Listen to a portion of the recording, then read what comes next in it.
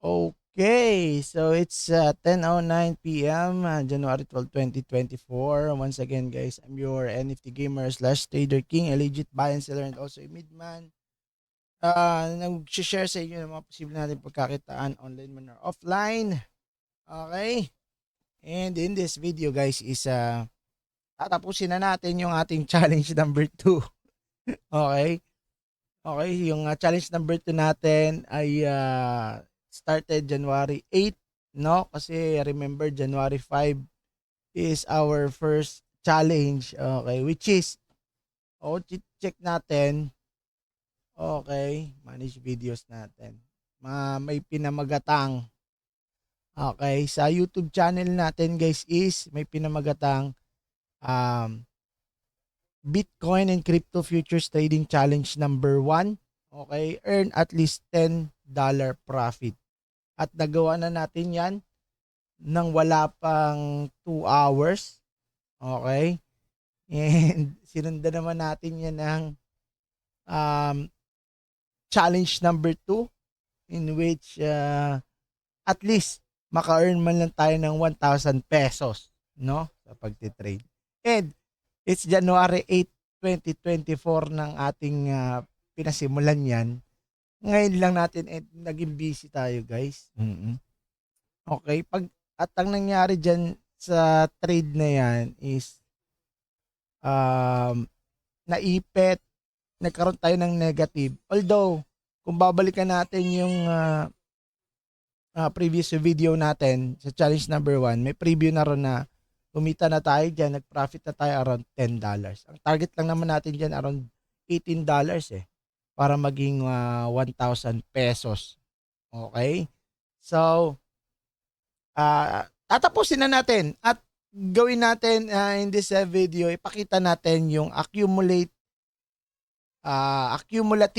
paano ba? Yung na-accumulate natin na profit sa pagtitrade. Okay? Papakita ko yung mga na-profit natin sa mga exchanges na meron tayo. Okay? So, ginamit ko lang dyan is Binance and Mexi.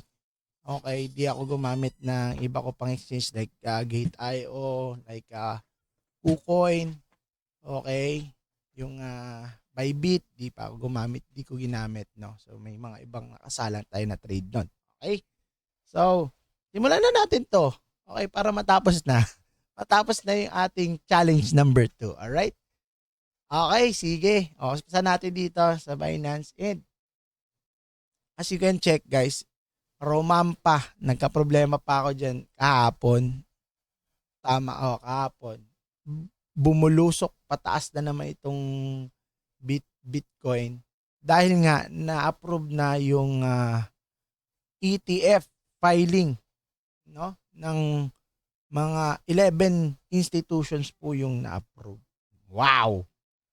Okay, so dahil dyan umakyat yung price and syempre nagkaroon din ng dump. Ayan na. Kakaroon na po ng retracement. Okay. Siyempre, marami pang mangyayari dyan. Siyempre, maraming factors na kailangan busisiin, aralin, siyempre. And, ngayon, confident naman tayo sa mga trades natin, lalong-lalo na dahil sobrang liit lang ng ating inilalagay dyan.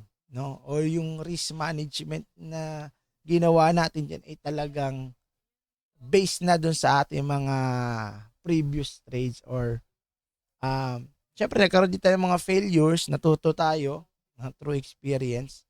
Okay? So, okay, sige. Let's go, no? Let's go. Pusin na natin to at malaman na natin yung details. Wala na ako nakasalang na trade for our Binance account. Okay? Binance Futures account. Okay, so mapapansin nyo dito sa ating position history, sabi ko nga sa inyo, January 5, we earned 11.39 USDT. And that is our challenge number 1 completed, guys. Okay, challenge number 2 na tayo na pinasimulan natin ng January 8. Okay? So mag-compute tayo ngayon. Magkano nga ba yung ating na-produce or na-accumulate nating profit from January 8 up to current, no? So, may mga trinay ako kanina, then exit din ako agad. Okay.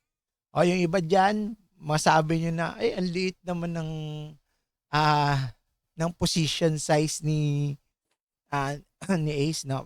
Well, guys, syempre, no, para ano to yung kailangan dito yung risk management mo para hindi ka ma-blow up, di ma-blow up yung account mo is tama lang. So, galing na ako doon, guys. No, galing na ako doon.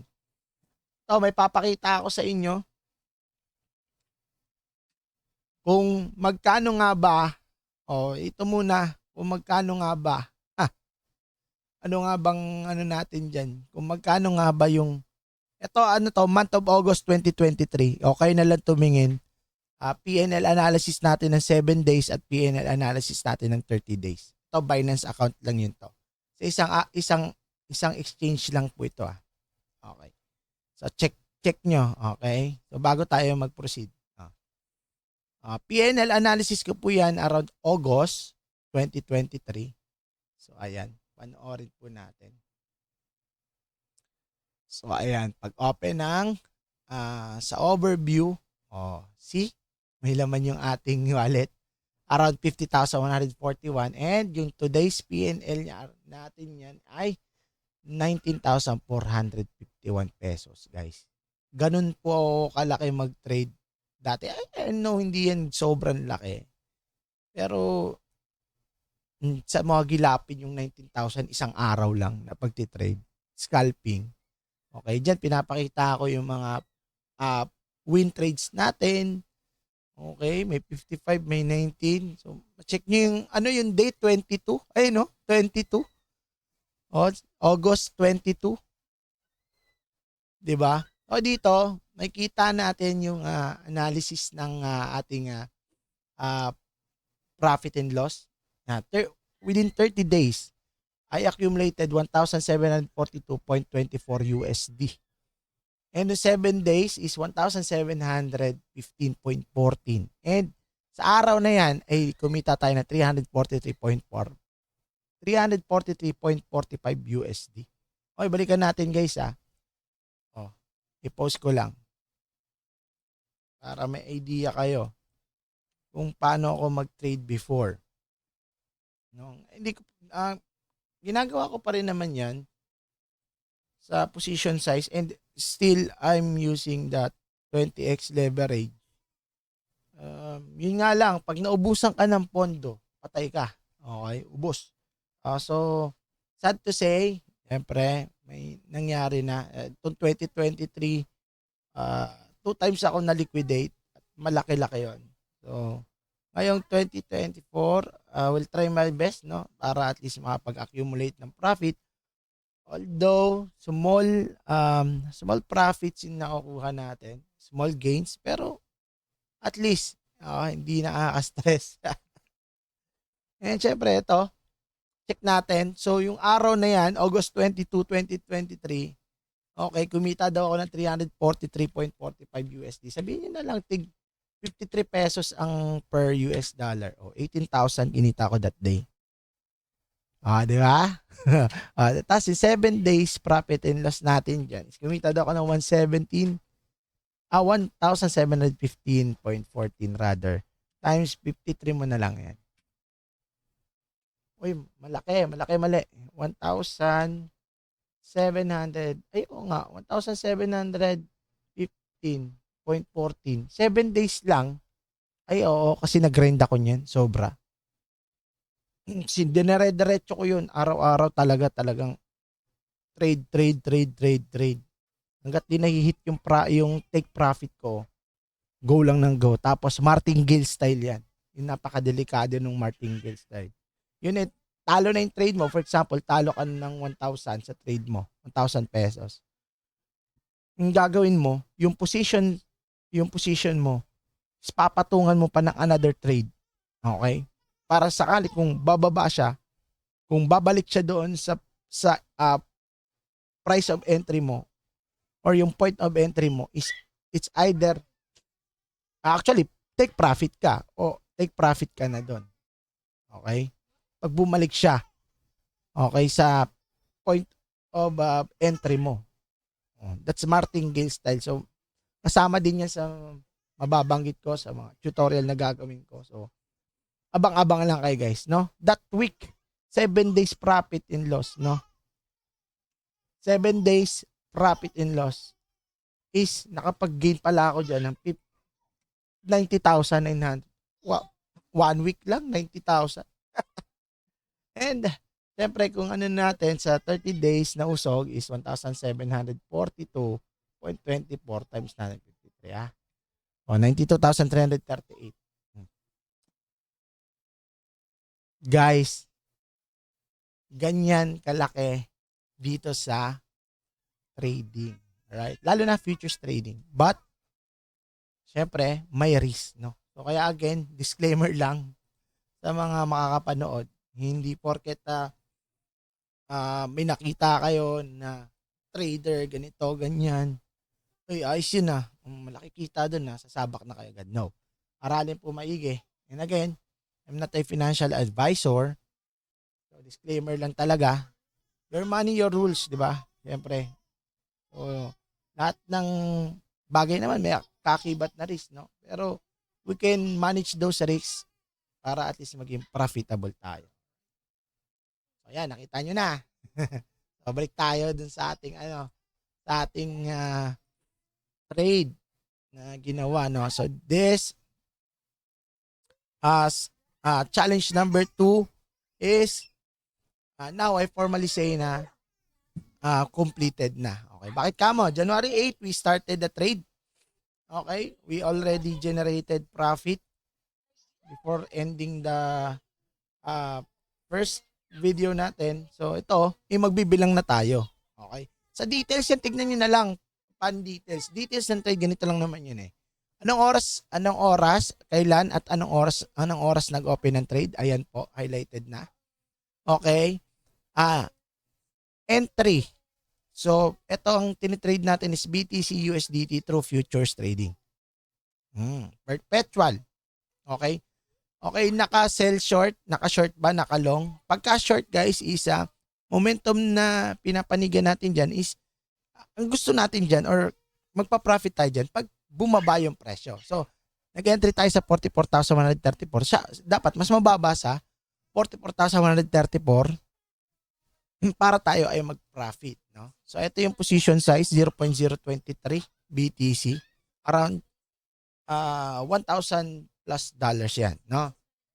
So, closing PNL natin dyan, ito, 9.05.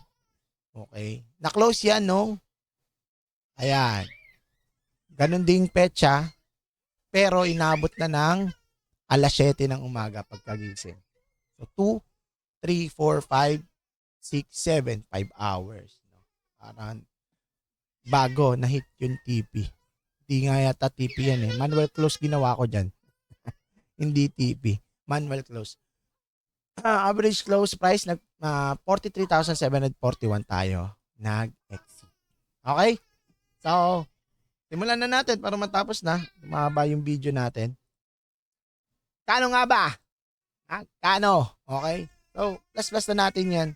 So, started the challenge number 2, January 8. So, ito, January 5 yan. So, dito na tayo, January 8. 9.05. So, yung kinita yan ha. Cumulative. Para may close na natin yung challenge number 2. Plus, 3 point, nag-trade ako ulit. 3.88 lang ang nadali natin. Sumunod dyan is 4.05. Sumunod dyan is 4.22.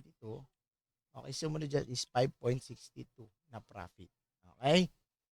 5.62. Highlight natin para di tayo mawala. 5.62. Okay. Okay. 5.62. Last natin yung 1.05. Yan yung kanina. Check nyo check nyo yung dyan, yung date. Dyan, yung details. Plus 1.71. Naglaro lang sa trading, no? Dito sa exchange na to, Binance, nakapag-accumulate tayo ng around 29.58 US dollars, no? So, bukas pa tayo isang calculate, isa pa. Para naman dun sa isa. Okay. So, ginawa ko naman tong isa. Mexi. Punta tayo ng position history. Okay, ito mas marami. Di ba? So January 5, nag-trade din tayo diyan sa nung January 5. Yung January 5 nung nag-completed na tayo dun sa ating challenge number 1, actually yung whole day trade natin, yung January 5 na yan is nakapag-generate tayo ng around $20 plus or 20 USDT plus. So that would be 1,000 plus. Hindi na rin masama, di ba? So ayan, check natin. So January 5 hindi na ito kasi tapos na yan. Dito na tayo sa simulan January 8. Okay? So dito tayo sa bagong calcu. I-plus natin yan. Okay, plus natin yan is saan na tayo? Dito ako. Dito na lang tayo mag-highlight. Ayan. Para ano tayo. Nakapag-accumulate tayo 5.5099 plus 4.7359 plus 5.3325 plus 3.1338 plus 3.1515 plus 3.5979 plus 3.5390 plus 4.0242 plus 3.7091. Okay, dito na tayo. Check na lang details dyan kung kailan ako nag-trade, ano yung trinade, di ba? Tapos na yung 3.7091, no? Dito na tayo sa plus 4.8433 plus yung kanina. Ayan, no? Sa dalawa yung tatlo yung trade ko. Ito ngayong araw ng 12. Kapag-generate pa rin ng around 3. Oy! Not bad kasi nakapag-generate pa rin tayo ng dyan. Almost lagpas $10 for this day. Pero yan, accumulative na to nung from January 8 up until now. So plus pa natin yung 1.7429.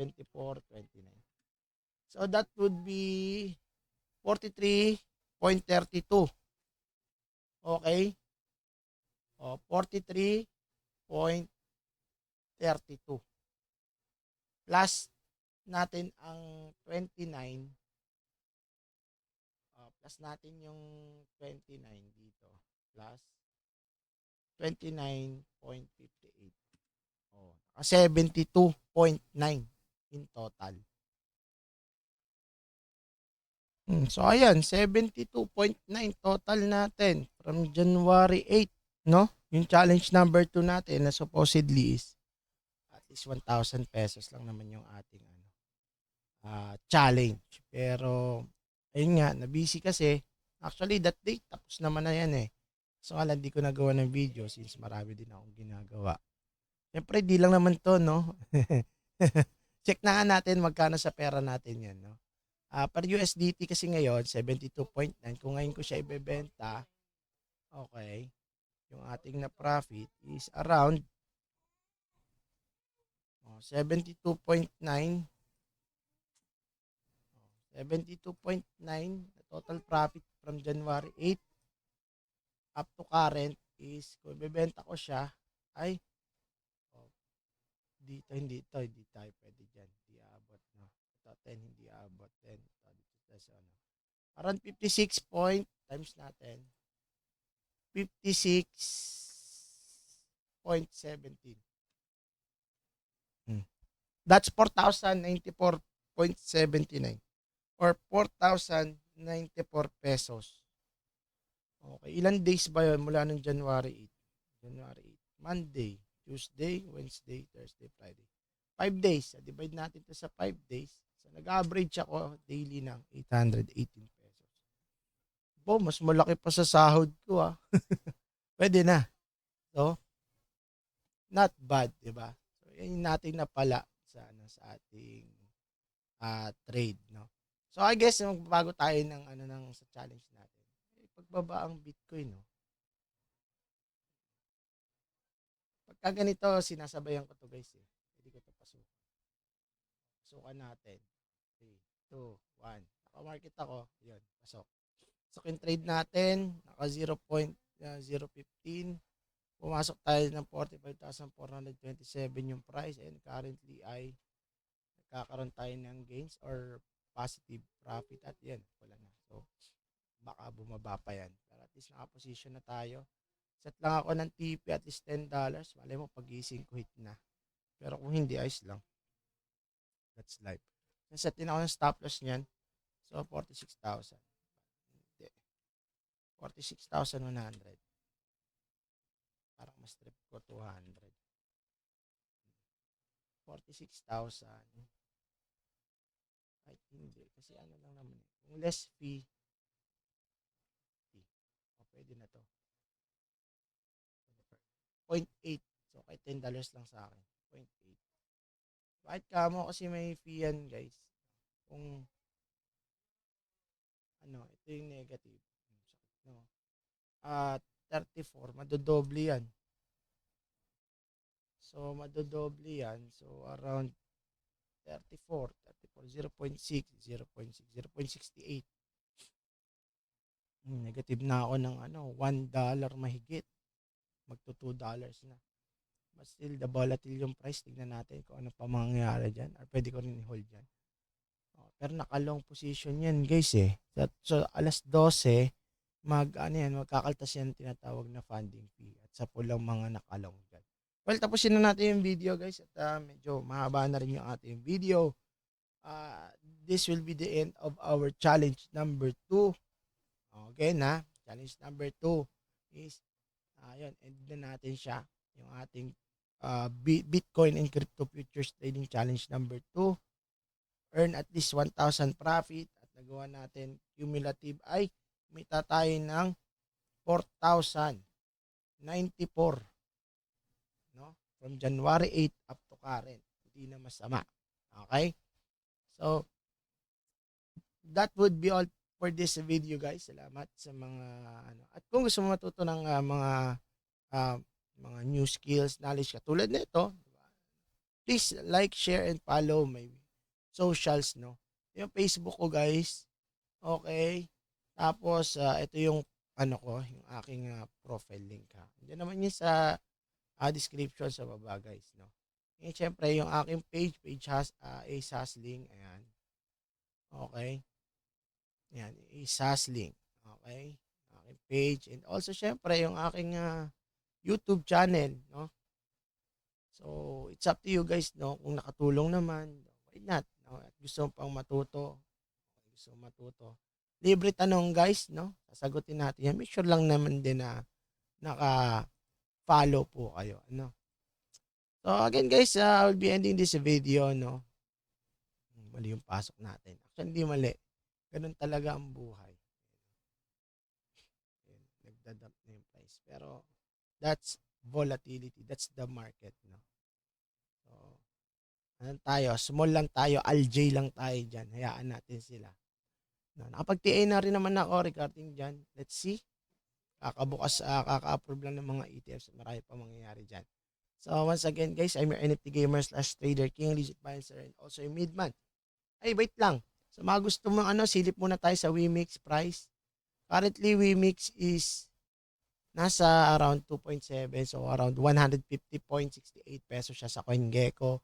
Pero kung sa market tayo magbe-base, guys, is dito po tayo. Pagka buying at dito yan, pagka selling dito. Okay. So, sa lahat gusto avail ng Wemix pang MIR4, okay?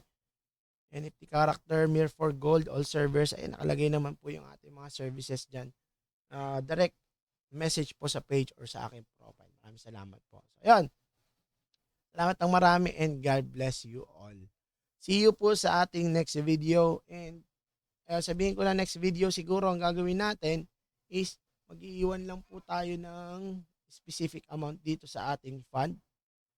Siguro lagay lang natin dyan, trading challenge natin dyan, yung wag naman 100. Ubus agad yan. Baka mamaya pag na-liquidate patay tayo. Or sige, pwede. Lagay natin 100. Yung 100 USDT gagawin nating 1,000 USDT. So, from 100 USDT fund or capital is gawin natin siyang 1,000 USDT sa ating next challenge video. Okay? So, ayun. That would be all for this video, guys. Maraming salamat and see you sa ating next video. Okay? So, God bless. Bye-bye, guys.